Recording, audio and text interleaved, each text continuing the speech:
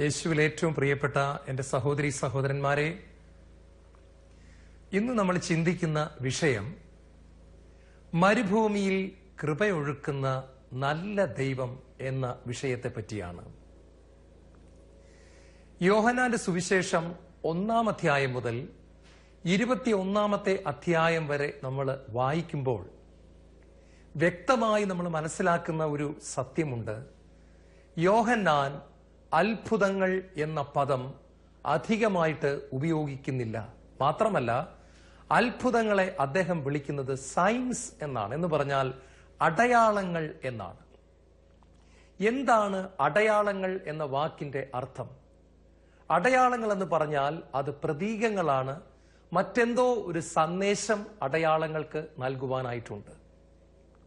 യേശുക്രിസ്തു ചെയ്ത ആയിരക്കണക്കിന് അത്ഭുതങ്ങളിൽ നിന്നും വെറും 8 എണ്ണം മാത്രം പ്രത്യേകമായി പരിശുദ്ധാത്മാവിന്റെ പ്രചോദനത്താൽ അപ്പോസ്തലനായ യോഹന്നാൻ തെരഞ്ഞെടുക്കുകയും ആ 8 അത്ഭുതങ്ങളെ അടയാളങ്ങൾ എന്നുള്ള പേരിൽ അദ്ദേഹം സുവിശേഷത്തിൽ രേഖപ്പെടുത്തുകയും ചെയ്തിരിക്കുന്നു. യേശുവിൽ ഏറ്റവും പ്രിയപ്പെട്ടവരെ, യോഹന്നാൻ അടയാളങ്ങൾ എന്ന് മനഃപൂർവ്വമായിട്ട് പറയുന്നതിന്റെ ഉദ്ദേശം കർത്താവ് അത്ഭുതങ്ങളിലൂടെയും അടയാളങ്ങളിലൂടെയും വലിയ ഒരു സന്ദേശം നമുക്ക് നൽകാൻ ആഗ്രഹിക്കുന്നു എന്നത് തന്നെയാണ്. നമ്മൾ ഇന്ന് തിരുവചനം ശുശ്രൂഷയിൽ നമ്മൾ ചിന്തിക്കുന്നത് യോഹന്നാന്റെ സുവിശേഷം 2-ാം അധ്യായത്തിൽ യോഹന്നാൻ യേശുവിന്റെ ആദ്യത്തെ അടയാളത്തെ വിവരിച്ചിരിക്കുന്നു. അത് കാനായിലെ കല്യാണമാണ്. നമ്മൾ ഒരുപാട് കേട്ടിരിക്കുന്ന ഒരു സുവിശേഷ ഭാഗമാണ് ഇതെങ്കിലും ഇന്ന് നമ്മൾ തികച്ചും അതിന്റെ മറ്റൊരു ആംഗിളിലൂടെ, വേറൊരു വീക്ഷണത്തിലൂടെ ഈ അത്ഭുതത്തെ ഒന്ന് നോക്കിക്കാണുവാനായിട്ട് ആഗ്രഹിക്കുക. കാനായിലെ കല്യാണ വീട്ടിൽ വീഞ്ഞ് തീർന്നു പോകുന്നു. യേശു കടന്നു വരുന്നു, വെള്ളത്തെ വീഞ്ഞാക്കുന്നു, സമൃദ്ധമായി അവിടെ വീഞ്ഞ് ഉണ്ടാകുന്നു. ഇതാണ് അവിടത്തെ പ്രധാനപ്പെട്ട വിഷയം. യേശുവിൽ ഏറ്റവും പ്രിയപ്പെട്ടവരെ, ദൈവം മനുഷ്യനുമായിട്ട് അനേക ഉടമ്പടികൾ ഉണ്ടാക്കിയിട്ടുണ്ടെങ്കിലും 2 പ്രധാനപ്പെട്ട ഉടമ്പടികൾ എന്ന് പറയുന്നത് the covenant of the law and covenant of grace. ഇങ്ങനത്തെ 2 ഉടമ്പടികളാണ്. ഒന്നാമത്തത് നിയമത്തിന്റെ ഉടമ്പടി, രണ്ടാമത്തത് കൃപ നൽകിക്കൊണ്ട് യേശുക്രിസ്തുവിലൂടെ അവിടുന്ന് മനുഷ്യവർഗവുമായിട്ട് ചെയ്ത പുതിയ ഉടമ്പടി. എന്താണ് നിയമത്തിന്റെ ഉടമ്പടി? നിയമത്തിന്റെ ഉടമ്പടി എന്ന് പറഞ്ഞാൽ ദൈവം മനുഷ്യന് കൽപ്പനകൾ നൽകിയതിന് ശേഷം അവനത് അനുസരിക്കുമോ ഇല്ലയോ എന്നറിയാനായിട്ട് ആയിരക്കണക്കിന് വർഷങ്ങൾ കാത്തിരിക്കുന്ന മനോഹരമായ ഒരു രംഗം നമുക്ക് ബൈബിളിൽ കാണുവാനായിട്ട് സാധിക്കുന്നു.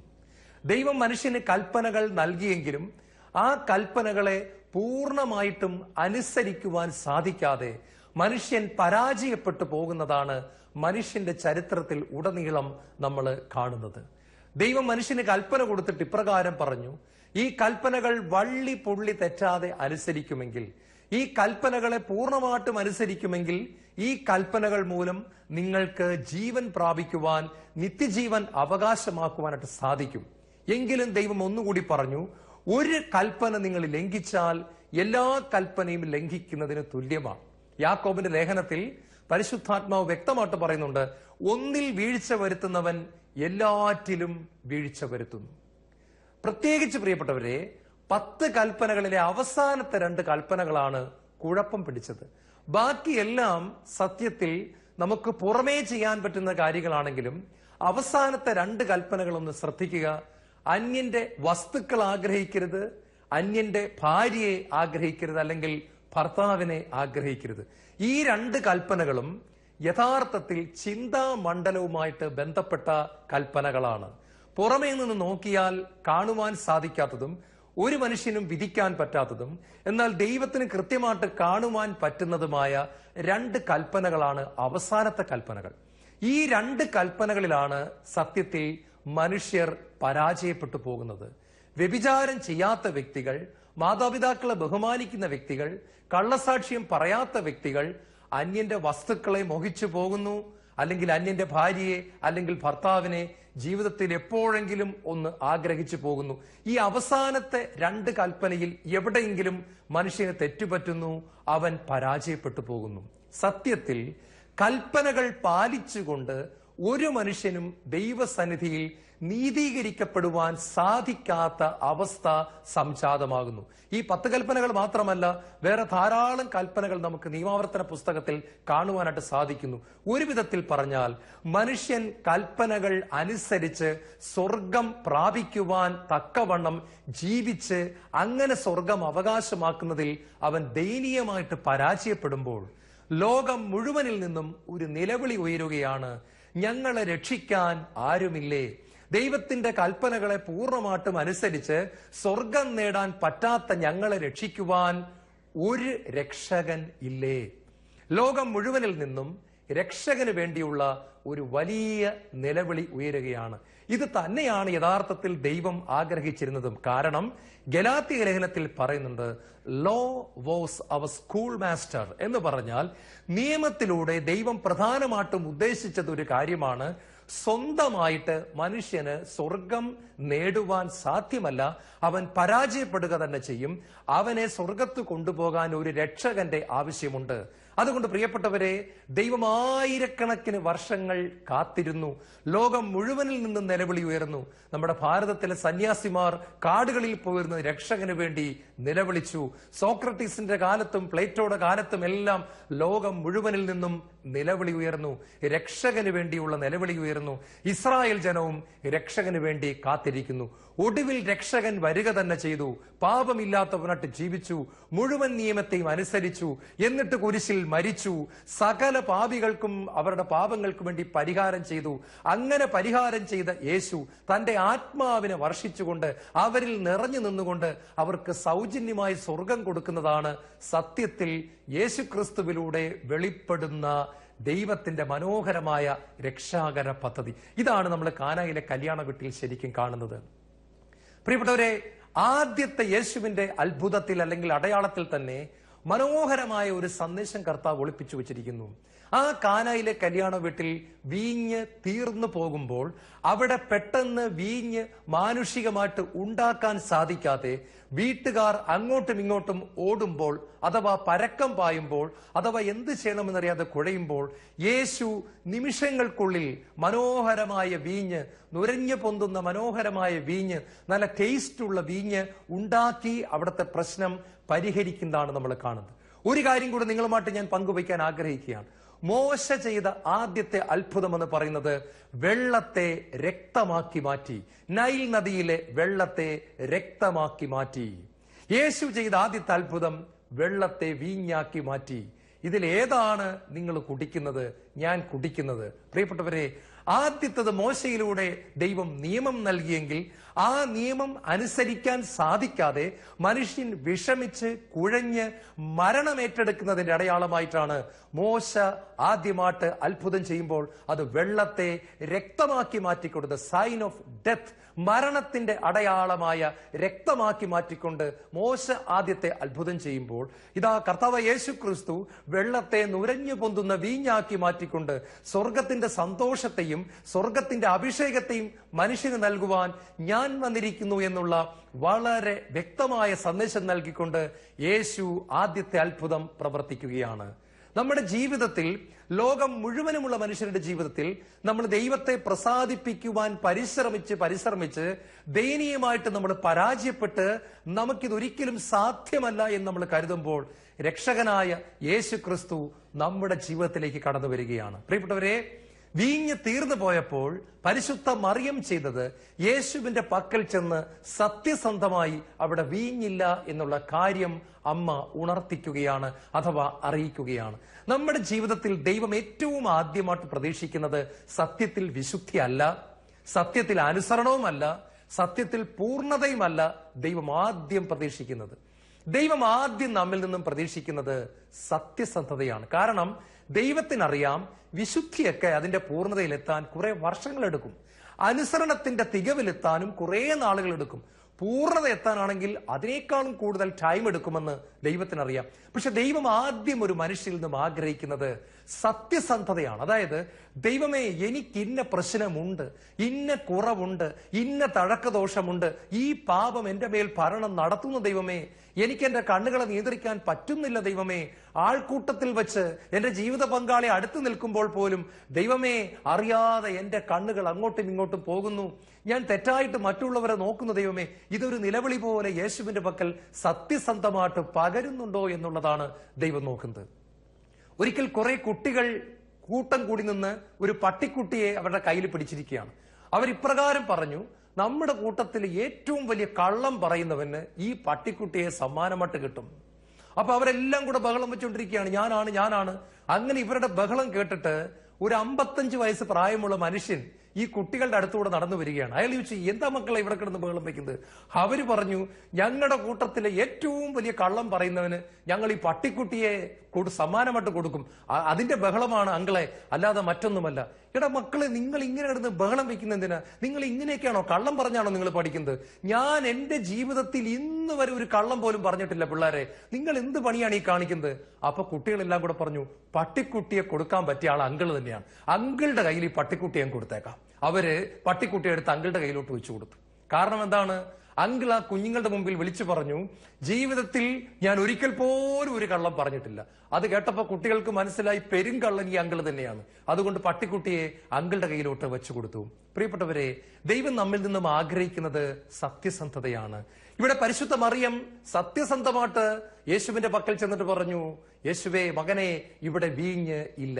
നമ്മൾ കർത്താവിനോട് പറയണം, കർത്താവേ, ഞാൻ വർഷങ്ങൾക്ക് മുമ്പ് ഇതിനേക്കാൾ കൂടുതൽ അഭിഷേകമുള്ള വ്യക്തിയായിരുന്നു, ചൈതന്യമുള്ള വ്യക്തിയായിരുന്നു, ഇതിനേക്കാൾ നന്നായിട്ട് ഞാൻ പ്രാർത്ഥിക്കുന്ന വ്യക്തിയായിരുന്നു, എനിക്ക് ഇതിനേക്കാൾ ഇപ്പോഴുള്ളതിനേക്കാൾ സ്നേഹം എനിക്ക് വിശുദ്ധ കുർബാനയോട് നേരത്തെ ഉണ്ടായിരുന്നു, സഭയോട് എനിക്ക് ഇതിനേക്കാൾ കൂടുതൽ ഒരു സ്നേഹമുണ്ടായിരുന്നു, ആത്മാക്കളെ നേടണമുള്ള തീഷ്ണത എനിക്കുണ്ടായിരുന്നു. ഇപ്പോൾ അതെല്ലാം എനിക്ക് നഷ്ടപ്പെട്ട് കർത്താവേ, എന്റെ ജീവിതം ഉണങ്ങി വരണ്ടു പോയിരിക്കുന്നു, എന്റെ ജീവിതത്തിലെ വൈൻ, എന്റെ ജീവിതത്തിലെ വീഞ്ഞ് വറ്റിപ്പോയിരിക്കുന്നു. സത്യസന്ധമായിട്ട് ഞാൻ അങ്ങയുടെ മുമ്പിൽ എന്റെ പ്രശ്നത്തെ ഉണർത്തിക്കുന്നു. ഇങ്ങനെ നമ്മൾ സത്യസന്ധമായിട്ട് കാര്യങ്ങളെ ഉണർത്തിച്ചു കഴിയുമ്പോൾ യേശു ക്രിസ്തു നമ്മുടെ ജീവിതത്തിലേക്ക് കൃപയൊഴുക്കുവാൻ തയ്യാറായിട്ട് കടന്നു വരുന്നു, അഭിഷേകമൊഴുക്കാൻ തയ്യാറായിട്ട് കടന്നു വരുന്നു, സ്വർഗത്തിന്റെ വീഞ്ഞ് ഒഴുക്കി തരുവാൻ തയ്യാറായിട്ട് കടന്നു വരുന്നു. പ്രിയപ്പെട്ടവരെ, ബൈബിളിലെ ദൈവത്തിനൊരു പ്രത്യേകതയുണ്ട്. എല്ലാം ഇല്ലായ്മയിൽ നിന്നും ഉണ്ടാക്കിയവരാണെങ്കിലും മക്കളായ നമ്മളുമായി ഒരു പാർട്ട്ണർഷിപ്പിലൂടെ കാര്യങ്ങൾ ചെയ്യാനാണ് ദൈവം എപ്പോഴും. ആകാശത്തിൽ വലിയൊരു സ്ക്രീനൊക്കെ കെട്ടി സുവിശേഷമൊക്കെ പ്രസംഗിക്കാൻ ദൈവത്തിന് അറിയാൻ മേലാഞ്ഞിട്ടല്ല. അല്ലെങ്കിൽ രാവിലെ സൂര്യൻ ഉദിക്കുന്ന സമയത്ത്, ഹേ ലോകത്തിലെ മനുഷ്യരെ ഇങ്ങോട്ട് നോക്കുക, ഞാനാണ് സത്യദൈവം, ഞാനാണ് കുരിശിൽ മരിച്ച ദൈവം, ഞാനാണ് ഉയർത്തെഴുന്നേറ്റ ദൈവം, എന്നിൽ വിശ്വസിക്കൂ എന്ന് ഇടിമുഴക്കത്തിന്റെ ശബ്ദത്തിൽ ആകാശത്തുനിന്ന് വിളിച്ചു പറഞ്ഞാൽ 750 കോടി ജനങ്ങൾ മുട്ടിന്മേൽ വീണ് ദൈവത്തെ ആരാധിക്കും. ഇതൊക്കെ ദൈവത്തിന് നന്നായിട്ട് അറിയാം. എങ്കിലും ദൈവം അതല്ല ആഗ്രഹിക്കുന്നത്. ദൈവം നമ്മൾ മക്കളുമായിട്ടുള്ള പാർട്ട്ണർഷിപ്പാണ്, പങ്കാളിത്തത്തിലൂടെ കാര്യങ്ങൾ ചെയ്യാനാണ് ആഗ്രഹിക്കുന്നത്. ചുമ്മാ അങ്ങോട്ട് കൃപ തരാൻ ദൈവത്തിന് അറിയാം, പക്ഷെ ദൈവം അങ്ങനെ ചെയ്യാറില്ല. കൃപ തരുന്നത് സൗജന്യമായിട്ടാണെങ്കിലും നമ്മുടെ ഒരു പങ്കാളിത്തം ദൈവം ആഗ്രഹിക്കുന്നുണ്ട്. ഒരു കുഞ്ഞുദാഹരണത്തിലൂടെ ഞാൻ വ്യക്തമാക്കാം. ചാച്ചൻ, വീട്ടിലെ പപ്പ, വലിയൊരു മേശ അകത്ത മുറിയിൽ നിന്നും മുൻവശത്തെ മുറിയിലേക്ക് പൊക്കിക്കൊണ്ടുവരികയാണ്. ഈ സമയത്ത് 2.5 വയസ്സ് പ്രായമുള്ള മൂത്ത മകൻ അവിടെ നിൽപ്പുണ്ട്. അപ്പോൾ ഈ പപ്പ അവന്റെ മുഖത്തേക്ക് നോക്കി പറയാം, മോനെ, ആ മേശയുടെ അങ്ങേ അറ്റത്ത് നീയും കൂടെ ഒന്ന് പിടിച്ച് പപ്പായെ ഒന്ന് സഹായിച്ച്. അവൻ അന്നേരം അവന്റെ മസിലൊക്കെ അങ്ങോട്ട് വീർപ്പിച്ച് വന്നിട്ട് അവൻ ആ മേശയുടെ അറ്റത്ത് അങ്ങോട്ട് പിടിക്കുകയാണ്. ഏതാണ്ട് വലിയ കാര്യം ചെയ്ത പോലെ അവനും ആ മേശയിൽ ഇങ്ങനെ താങ്ങാണ്. അപ്പൊ പപ്പ തന്നെ ആ മേശ അങ്ങോട്ട് പൊക്കുന്നു. 2.5 വയസ്സുള്ള മകൻ ഈ മേശയുടെ മറ്റേ അറ്റത്ത് പൊക്കുന്നു. അങ്ങനെ രണ്ടുപേരും കൂടെ ഈ മേശ കൊണ്ടുവന്ന് മുൻവശത്തെ മുറിയിലിടുന്നു. അത് കഴിഞ്ഞിട്ട് ഈ 2.5 വയസ്സുള്ള മകൻ അപ്പുറത്ത് എന്നിട്ട് അമ്മയോട് പറയാ, അമ്മേ, ഞാനും ചാച്ചനും കൂടെ മേശ അപ്പുറത്തെ മുറിയിന്ന് മുൻവശത്തെ മുറി കൊണ്ടുവന്നിട്ടു. ആരാണ് മേശ പൊക്കിയത്? ചാച്ചനാണ്. പക്ഷെ ഇവൻ അതിന്റെ അറ്റത്തുനിന്ന് പിടിച്ചു കൊടുത്തന്നേ ഉള്ളൂ. ഇവൻ അപ്പുറത്ത് നിന്നിട്ട് പറയാണ്, ഞാനും ചാച്ചനും കൂടി അപ്പുറത്ത് കിടന്ന മേശയെടുത്ത് മുൻവശത്തെ മുറിയിൽ കൊണ്ടുവന്നിട്ടു. പ്രിയപ്പെട്ടവരെ, സത്യത്തിൽ ഇതാണ് ദൈവം ചെയ്യുന്നത്. നമ്മളെ ആ മേശയുടെ അറ്റത്തുനിന്ന് പിടിക്കുവാൻ ദൈവം ആവശ്യപ്പെടുകയാണ്. ഇവിടെ വീഞ്ഞ് തീർന്നു പോയ ഈ സാഹചര്യത്തിൽ ഇല്ലായ്മയിൽ നിന്നും വീഞ്ഞുണ്ടാക്കുവാൻ യേശുവിന് അറിയാമെങ്കിലും യേശു അവിടെ മനുഷ്യന്റെ ഒരു സഹകരണം, ഒരു കോപ്പറേഷൻ തേടുകയാണ്, ഒരു സഹകരണം തേടുകയാണ്. യേശു പറയുകയാണ്, നിങ്ങൾ ഈ മൺപാത്രങ്ങളിൽ വെള്ളം നിറയ്ക്കുവിൻ. നമ്മൾ എപ്പോഴും ഓർക്കണം, ദൈവം നമ്മളോട് എളുപ്പമുള്ള കാര്യം നമ്മളോട് ചെയ്യാൻ പറയുന്നു, പ്രയാസമുള്ള കാര്യം ദൈവം ചെയ്യുന്നു. വെള്ളം നിറയ്ക്കുക എന്നുള്ളത് താരതമ്യേന എളുപ്പമുള്ള കാര്യമാണ്. വെള്ളത്തെ വീഞ്ഞാക്കുക എന്ന വളരെ ബുദ്ധിമുട്ടുള്ള കാര്യം ദൈവം ചെയ്യുന്നു. ലാസറിന്റെ കുഴിമാടത്തിൽ കല്ലുരുട്ടി മാറ്റുക എന്നുള്ള എളുപ്പമുള്ള കാര്യം നമ്മളോട് ചെയ്യാൻ പറയുന്നു. ചീഞ്ഞളിഞ്ഞ ലാസറിനെ ഉയർപ്പിക്കുന്ന ജോലി ദൈവം ചെയ്യുന്നു. ആഴത്തിലേക്ക് നീക്കി വലയിറക്കുക എന്നുള്ള പ്രയാസം കുറഞ്ഞ കാര്യം നമ്മളോട് ചെയ്യാൻ പറയുന്നു. കടൽ കിടക്കുന്ന മീനുകളെ മുഴുവൻ വലയടകത്ത് കൂട്ടുന്ന ജോലി, മത്സ്യം അത്ഭുതത്തിലൂടെ പിടിക്കുന്ന ജോലി അത് ദൈവം ചെയ്യുന്നു. 10,000 അപ്പം വീതിച്ചു കൊടുക്കാനുള്ള ജോലി ദൈവം ചെയ്യുന്നു. എന്നാൽ 5 അപ്പം തരുവാനുള്ള കുഞ്ഞു ജോലി ദൈവം നമ്മളോട് ആവശ്യപ്പെടുകയാണ്. പ്രിയപ്പെട്ടവരെ, ദൈവത്തിന്റെ സ്വഭാവം എപ്പോഴും ഇങ്ങനെ. എന്നാൽ ഈ ചെറിയ കാര്യം നമ്മൾ ചെയ്യണം. ഞാൻ വിശുദ്ധ അഗസ്റ്റിൻ പറഞ്ഞ ഒരു കാര്യം ഓർത്തു പോവുകയാണ്. ചെറിയ കാര്യങ്ങൾ തന്നെയാണ്. എന്നാൽ ചെറിയ കാര്യങ്ങൾ വിശ്വസ്തയോടെ ചെയ്യുന്നത് വലിയ കാര്യമാണ്. ഒരിക്കൽ കൂടെ ഞാൻ പറയാം, ചെറിയ കാര്യങ്ങൾ തന്നെയാണ്. എന്നാൽ ചെറിയ കാര്യം വിശ്വസ്തയോടെ ചെയ്യുന്നത് വലിയ കാര്യമാണ്. എത്ര മനോഹരമായ ദൈവിക ജ്ഞാനമാണ് അഗസ്തീനോസിലൂടെ പരിശുദ്ധാത്മാവ് നമുക്ക് തരുന്നത്. അതുകൊണ്ട് ഈ ചെറിയ കാര്യത്തിലൂടെയാണ് ദൈവം അത്ഭുതം പ്രവർത്തിക്കുന്നത്. വെള്ളം കോരി എങ്ങനെയാണ് വീഞ്ഞുണ്ടാക്കുക എന്നൊന്നും ആ ദാസന്മാർ അവിടെ ചിന്തിച്ചില്ല. എനിക്കൊരു കാര്യം കൂടെ അത്ഭുതം തോന്നുന്നു. യേശു അടുക്കളയുടെ ഭാഗത്തേക്ക് കടന്നു ചെന്നിട്ട് അവിടുത്തെ വലിയ കോട്ടും സൂട്ടും ഒക്കെ ധരിച്ച് പാന്റ് ഷർട്ടും ഒക്കെ ഇട്ട് നിന്ന വലിയ ആശാന്മാരെ ഒന്നും നോക്കാതെ ദാസ്യമനോഭാവം ഉള്ളവരുണ്ടോ എന്ന് അടുക്കളയുടെ പുറകുഭാഗത്ത് അന്വേഷിച്ചിട്ട് ദാസ്യമനോഭാവം ഉള്ളവരോടാണ് വെള്ളം കോരാനായിട്ട് പറയുന്നത്. ജോയൽ പ്രവാചകന്റെ പുസ്തകം 2-ാം അധ്യായം എന്റെ മനസ്സിലേക്ക് വരികയാണ്. എന്റെ ദാസന്മാരുടെ മേലും എന്റെ ദാസിമാരുടെ മേലും ഞാൻ എന്റെ ആത്മാവിനെ വർഷിക്കും. ഞാൻ എല്ലാ മനുഷ്യരുടെ മേലും ആത്മാവിനെ വർഷിക്കുമെന്ന് പറഞ്ഞിട്ട് തൊട്ടടുത്ത വചനത്തിൽ ദൈവം പറയുകയാണ്, എന്റെ ദാസന്മാരുടെ മേലും എന്റെ ദാസിമാരുടെ മേലും ഞാൻ എന്റെ ആത്മാവിനെ വർഷിക്കും. പ്രിയപ്പെട്ടവരെ, നിങ്ങളുടെ ഭവനത്തിൽ ഒരു അത്ഭുതം വേണമെന്നുണ്ടെങ്കിൽ നിങ്ങളുടെ ഭവനത്തിൽ ആരെങ്കിലും ഒരാള് ദാസ്യ മനോഭാവമുള്ള വ്യക്തി ഉണ്ടോ എന്ന് ദൈവം ആദ്യം നോക്കും. എളിമയുള്ള ഒരു വ്യക്തി അവിടെ ഉണ്ടോ എന്ന് ദൈവം നോക്കും. ഒരു ദാസിയുടെ ഹൃദയമുള്ള ഒരു വ്യക്തി ഉണ്ടെങ്കിൽ ആ വ്യക്തിയിലൂടെ ആയിരിക്കും ദൈവം നിങ്ങളുടെ കുടുംബത്തിലേക്ക് രക്ഷ കൊണ്ടുവരാൻ പോകുന്നത്. ആ വ്യക്തിയിലൂടെയാണ് ദൈവം നിങ്ങളുടെ കുടുംബത്തിലേക്ക് കൃപയൊഴുക്കാനായിട്ട് പോകുന്നത്. അവിടെ എല്ലാവർക്കും ഒരു യജമാന മനോഭാവമാണ് ഉള്ളതെങ്കിൽ നമ്മുടെ കുടുംബത്തിലേക്ക് കൃപ ഒഴുകി വരാൻ വളരെ ബുദ്ധിമുട്ടായിരിക്കും. ഒരു വ്യക്തിയെങ്കിലും അവിടെ എളിമയുള്ള വ്യക്തി ഉണ്ടെങ്കിൽ ആ വ്യക്തിയെ ദൈവം ഉപകരണമാക്കാനുള്ള സാധ്യത വളരെ വളരെ കൂടുതലാണ് എന്ന് ബൈബിൾ പഠിപ്പിക്കുന്നു. ഈ ദാസന്മാരോട് ദൈവം പറഞ്ഞു, ഈ ഭരണികളിൽ വെള്ളം നിറയ്ക്കുവിന്, അത്രേ യേശു പറഞ്ഞുള്ളൂ. പക്ഷെ അവരെന്ത് ചെയ്യുമെന്നറിയാമോ? അവരത് വക്കുവരെ നിറച്ചു. നമ്മൾ ചരിത്രം പഠിക്കുമ്പോൾ കാണാം, വളരെ ദൂരം യാത്ര ചെയ്ത് പോയി വേണം. അന്ന് കിണറുകൾ എല്ലാ വീട്ടിലുമില്ല. വളരെ ദൂരെ പോയി ഒരു കോമൺ കിണർ, സമരിയാക്കാരി വെള്ളം കോരാൻ വന്നതുപോലെ ദൂരെ പോയി ഒരു കിണറ്റിൽ നിന്നും തൊട്ടി താഴേക്ക് ഇറക്കി കഷ്ടപ്പെട്ട് വെള്ളം കോരി കൊണ്ടുവന്ന് ഈ ഭരണികളിൽ നിറയ്ക്കുന്നു. വീണ്ടും പോകുന്നു, ഇങ്ങോട്ട് വരുന്നു, അങ്ങോട്ട് പോകുന്നു, ഇങ്ങോട്ട് വരുന്നു. ഈ ഓട്ടവും വെള്ളം കോരലും ഒരു വലിയ പ്രയാസം, അവർ വിയർത്ത് കുളിക്കുന്നൊരു ജോലിയാണ്. പക്ഷെ അവർ ഒരു പരാതിയും പറഞ്ഞില്ലെന്ന് മാത്രമല്ല, അവരത് വക്കുവരെ നിറച്ചു. എന്ന് പറഞ്ഞാൽ ഇനി നിറയ്ക്കുവാൻ സ്ഥലമില്ല. പ്രിയപ്പെട്ടവരെ, God is looking for whole hearted people. പൂർണ്ണ ഹൃദയത്തോടെ തന്റെ ശുശ്രൂഷകളും ഉത്തരവാദിത്തങ്ങളും നിർവഹിക്കുന്ന വ്യക്തികൾക്ക് വേണ്ടി സ്വർഗം ശ്രദ്ധയോടെ നോക്കിക്കൊണ്ടിരിക്കുന്നു. വക്കുവരെ നിറച്ചു എന്ന് പറഞ്ഞാൽ എന്താ അർത്ഥം? അവരെന്ത് ചെയ്താലും അത് പൂർണ്ണ ഹൃദയത്തോടെയാണ് ചെയ്യുന്നത്. അവർ ദൈവത്തെ സ്തുതിച്ചാലും ഹല്ലേലൂയ, പ്രൈസ് ദി ലോർഡ്, അവർ വളരെ പൂർണ്ണ ഹൃദയത്തോടെ സ്തുതിക്കും. അവർ പള്ളിയിൽ ഹോസാന പാടുന്ന സമയത്ത് ഇടത്തും വലത്തും നിൽക്കുന്ന ആളുകൾ പാടുന്നുണ്ടോ എന്ന് നോക്കത്തില്ല. അവർ ഹോസാന ഹോസാന, അവര് ആ നല്ല ഉറച്ച ശബ്ദത്തിൽ പോകും. ആഫ്രിക്കയിൽ പോയിട്ടുള്ളവര് പറഞ്ഞ് ഞാൻ കേട്ടിട്ടുണ്ട്, വിശുദ്ധ ബലി സമയത്ത് ഈ ഹോസാന പാടുന്ന സമയത്ത്, പരിശുദ്ധൻ ഹോസാന പാടുന്ന സമയത്ത് ഈ ആഫ്രിക്കക്കാരായ കറുത്തവർഗക്കാരായ സഹോദരങ്ങൾ നൃത്തം ചെയ്ത് എല്ലാം മറന്നാണ് അവർ ദൈവത്തെ ആരാധിച്ച് വിശുദ്ധ ബലിയുടെ സമയത്ത് പോലും അവർ ഹോസാന പാടുന്നത്. പ്രിയപ്പെട്ടവരെ, ഈ പൂർണ്ണ ഹൃദയത്തോടെ എല്ലാം ചെയ്യുന്ന വ്യക്തികൾ പ്രാർത്ഥിക്കുന്നത് അങ്ങനെ തന്നെയാണ്. ചങ്കു പൊട്ടി അവർ പ്രാർത്ഥിക്കും. ബൈബിൾ വായിക്കുമ്പോഴും അങ്ങനെയാണ്. ചുരുൾ ഭക്ഷിക്കുന്ന ഒരു വലിയ ആർത്തിയോടെ അവർ ഭക്ഷിക്കുന്നു. വിശുദ്ധ കുർബാനയ്ക്ക് പോകുമ്പോഴും അവരങ്ങനെയാണ്.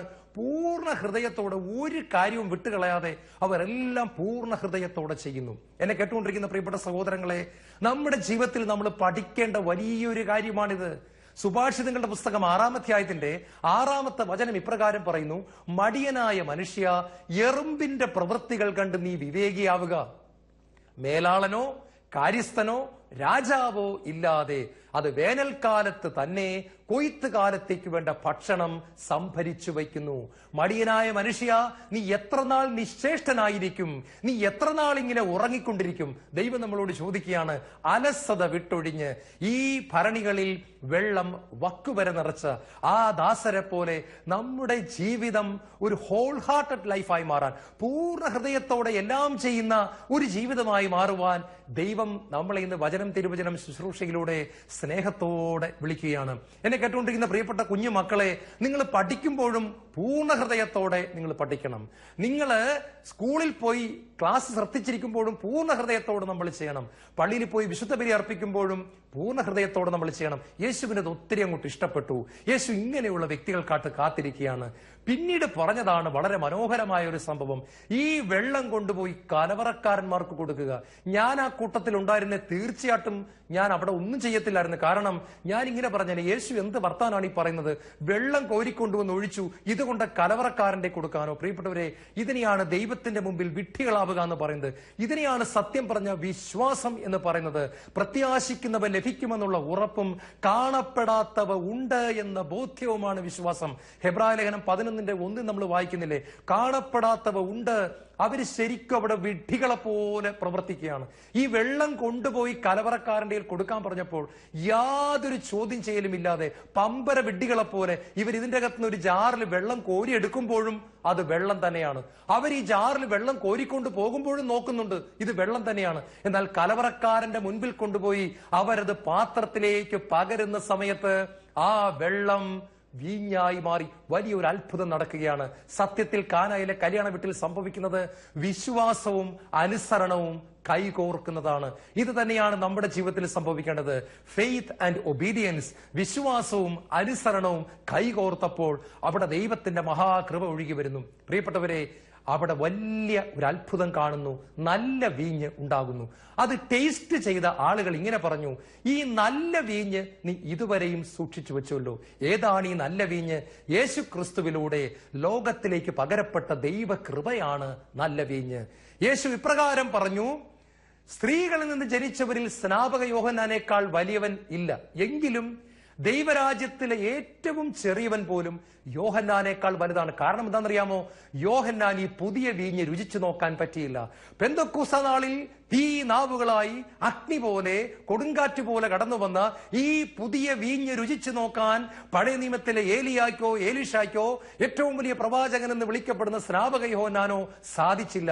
ഈ പുതിയ വീഞ്ഞ് രുചിച്ചു നോക്കാൻ ഭാഗ്യം കിട്ടിയ നമ്മളെ നോക്കി യേശു പറയുകയാണ്, പുതിയ നിയമത്തിലെ ദൈവരാജ്യത്തിലെ ഏറ്റവും ചെറിയവൻ പോലും സ്നാപക യോഹന്നാനേക്കാൾ വലുതാണ്. കാരണം അവൻ ആ നല്ല വീഞ്ഞ് കണ്ടിട്ടില്ല, കേട്ടിട്ടില്ല, അവൻ രുചിച്ചു നോക്കാൻ പറ്റിയില്ല. നിങ്ങൾക്കത് രുചിച്ചു നോക്കാൻ സാധിച്ചിരിക്കുന്നു. ആയിരക്കണക്കിന് വർഷങ്ങളായി വെളിപ്പെടാതെ വച്ചിരുന്ന ദൈവത്തിന്റെ കൃപ യേശു ക്രിസ്തുവിലൂടെ നമുക്ക് നൽകുന്നു. പരിശുദ്ധാത്മാവിലൂടെ ദൈവത്തിന്റെ മഹാകൃപ. എന്നെ അത്ഭുതപ്പെടുത്തുന്ന മറ്റൊരു കാര്യമുണ്ട്. യേശുവിന്റെ ആദ്യത്തെ അത്ഭുതം സത്യത്തിൽ ആസറ ഉയർപ്പിക്കുന്നത് വല്ല ആയിരുന്നെങ്കിൽ കൊള്ളാമായിരുന്നു. പക്ഷെ ദൈവം വെള്ളത്തെ വീഞ്ഞാക്കിക്കൊണ്ടാണ് യേശുവിലൂടെ ആദ്യത്തെ അത്ഭുതം പ്രവർത്തിച്ചത്. ദൈവം തരുന്നൊരു സന്ദേശം ഇതാണ്: ക്രിസ്തീയ ജീവിതം എന്ന് പറയുന്നത് മുഖം വാടിയിരിക്കുന്ന ജീവിതമല്ല, മുടി ചീകാതെ നടക്കുന്ന ജീവിതമല്ല, കുളിക്കാതെ നടക്കുന്ന ജീവിതമല്ല, മുഖം താഴേക്ക് കുനിച്ച് നടക്കുന്ന ജീവിതമല്ല, ഞാൻ ഈ ലോകത്തിൻ്റെതൊന്നുമല്ല എന്ന മട്ടിൽ എല്ലാവരിൽ നിന്നും അങ്ങോട്ട് വേറെ തട്ട് ആരോടും മിണ്ടാതൊക്കെ നടക്കുന്ന ഒരു ജീവിതമല്ല. പകരം യഥാർത്ഥ ക്രിസ്തീയ ജീവിതം സന്തോഷമുള്ള ജീവിതമാണ്. അത് സ്വർഗത്തിന്റെ ബബ്ലിംഗ് ജോയ് നിറഞ്ഞ ജീവിതമാണ് എന്ന് കാണിച്ചു തരാൻ, മുഖത്ത് എപ്പോഴും ഒരു പ്രസാദം നിറഞ്ഞ ജീവിതമാണ്. ഫിലിപ്പിയ ലേഖനത്തിൽ 14 പ്രാവശ്യമാണ് നിങ്ങൾ എപ്പോഴും സന്തോഷിക്കുമെന്ന് പറഞ്ഞിരിക്കുന്നത്. ഈ കർത്താവ് തരുന്ന ജീവിതം ഒരു വാടിയ മുഖത്തിന്റെ ജീവിതമല്ല, പകരം സന്തോഷത്തിന്റെ ജീവിതമാണെന്ന് കാണിക്കാൻ അവിടുത്തെ ആദ്യത്തെ അത്ഭുതം വെള്ളത്തെ വീഞ്ഞാക്കിക്കൊണ്ട് നുരഞ്ഞു പൊന്തുന്ന വീഞ്ഞിനെ നൽകിക്കൊണ്ട് ദൈവം അത് ചെയ്യുമ്പോൾ ഇത് സ്വർഗീയ സന്തോഷം പ്രദാനം ചെയ്യുന്ന ഒരു ജീവിതമാണ്. റോമാലേഖനത്തിൽ പരിശുദ്ധാത്മാവ് പറയുന്നുണ്ട്, ദൈവരാജ്യമെന്നാൽ ഭക്ഷണമോ പാനീയമോ അല്ല, നീതിയും സമാധാനവും പരിശുദ്ധാത്മാവിലുള്ള സന്തോഷവുമത്തെ. Righteousness, peace and joy in the Holy Spirit. നീതിയാണ്, സമാധാനമാണ്, പരിശുദ്ധാത്മാവിലുള്ള സന്തോഷമാണ്. നമ്മൾ ഫ്രാൻസിസ് മാർപ്പാപ്പയെ കാണുമ്പോൾ നമുക്ക് ആദ്യം നമ്മുടെ മനസ്സിലേക്ക് വരുന്നതാണ് ഫ്രാൻസിസ് മാർപ്പാപ്പയുടെ സന്തോഷമാണ്. അകത്ത് നുരഞ്ഞു പൊന്തുന്ന പുതിയ നിയമത്തിന്റെ വീഞ്ഞ്, പരിശുദ്ധാത്മാവെന്ന് പറയുന്ന വീഞ്ഞ്, ദൈവകൃപയുടെ വീഞ്ഞ് എപ്പോഴും ആ മുഖത്തുകൂടെ നുരഞ്ഞു പൊന്തി ലോകം മുഴുവനിലേക്കും അത് ഒഴുകിക്കൊണ്ടിരിക്കുന്നു. അത് ആളുകളെ ആകർഷിക്കുന്നു. പ്രിയപ്പെട്ടവരെ, ആ കാനായിലെ കല്യാണ വീട്ടിൽ പുതിയ വീഞ്ഞ്, അന്ന് വരെ രുചിച്ചു നോക്കാത്ത വീഞ്ഞ് എല്ലാവരും രുചിച്ചു കഴിഞ്ഞപ്പോൾ അതൊരു സംസാര വിഷയമായി തീർന്നു. എന്തൊരു നല്ല വീഞ്ഞ്! അതെ, നമ്മളിലൂടെ സ്വർഗത്തിന്റെ സന്തോഷം നിറഞ്ഞു കവിഞ്ഞൊഴുകുമ്പോൾ നമ്മുടെ ചുറ്റുമുള്ളവരിൽ അതൊരു സംസാര വിഷയമായി തീരും. ഈ ദൈവ കൃപയ്ക്ക് വേണ്ടി ഒരു ദാഹം എല്ലാവരിലും ഉണ്ടാകും. പരിശുദ്ധാത്മാവിന് വേണ്ടിയുള്ള ഒരു വലിയ കൊതി എല്ലാവരിലും ഉണ്ടാകും. അങ്ങനെ ദൈവരാജ്യം കത്തിപ്പടരും. കർത്താവേ, ഞങ്ങൾക്ക് ആ വീഞ്ഞ് തരണമേ, പുതിയ നിയമത്തിന്റെ വീഞ്ഞ് കൊണ്ട് ഞങ്ങളെ നിറയ്ക്കണമേ എന്ന് നമുക്ക് പ്രാർത്ഥിക്കാം. നമുക്ക് കണ്ണുകളടയ്ക്കാം. യേശുവേ, സ്നാപക യോഹന്നാന് കിട്ടാത്ത വലിയ ഭാഗ്യം അവിടെ ഞങ്ങൾക്ക് തന്നല്ലോ. ആ കൃപയുടെ വീഞ്ഞ് ഞങ്ങൾക്ക് തന്നല്ലോ ദൈവമേ. ഞങ്ങളത് ഒരിക്കലും വറ്റിപ്പോകാതിരിക്കട്ടെ. ഞങ്ങൾ അനേകരുടെ ജീവിതത്തിൽ വീഞ്ഞില്ല കർത്താവേ, നീ കടന്നു വരികയും വീഞ്ഞ് ഉണ്ടാക്കി തരികയും ചെയ്യണമേ. ഞങ്ങൾ ഞങ്ങളുടെ ജീവിതങ്ങളെ വക്കുവരെ നിറയ്ക്കുന്നവരാകട്ടെ, പ്രാർത്ഥിക്കുന്നവരാകട്ടെ, ഉപവസിക്കുന്നവരാകട്ടെ, വചനം വായിക്കുന്നവരാകട്ടെ. വിശുദ്ധ കുർബാന ദാഹത്തോടെയും വിശപ്പോടെയും സ്വീകരിക്കട്ടെ കർത്താവേ. അഭിഷേകമുള്ള ശുശ്രൂഷകളിൽ ദാഹത്തോടെ പങ്കെടുക്കട്ടെ. പൂർണ്ണ ഹൃദയത്തോടെ ഞങ്ങൾ അങ്ങേ തേടും ദൈവമേ. അവിടത്തെ പുതിയ വീഞ്ഞ്, ഉരഞ്ഞു പൊന്തുന്ന സ്വർഗീയ സന്തോഷം ഞങ്ങൾക്ക് തരണമേ. യേശുവേ നന്ദി, യേശുവേ ആരാധന, യേശുവേ മഹത്വം.